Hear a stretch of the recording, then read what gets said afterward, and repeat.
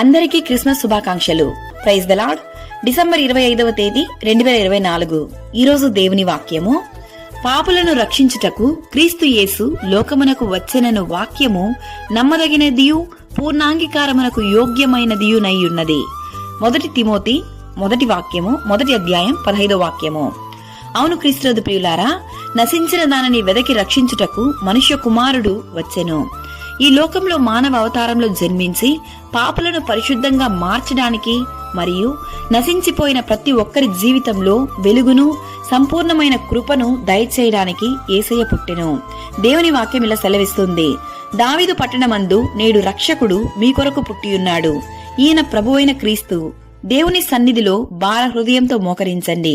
క్రీస్తు సమాధానము, దేవుని దీవెనలను మీరు పొందుకొనెదరు. క్రీస్తు జన్మించిన ఈ దినాన అందరి జీవితంలో గొప్ప వెలుగు, సంతోషం, సమాధానం, సంపూర్ణమైన ఆశీర్వాదము ఆ దేవదేవుడు దయచేయునుగాక. సర్వోన్నతమైన స్థలములలో దేవునికి మహిమయు, ఆయనకిష్టులైన మనుష్యులకు భూమి మీద సమాధానము కలుగునుగాక. ఆమేన్. God bless you.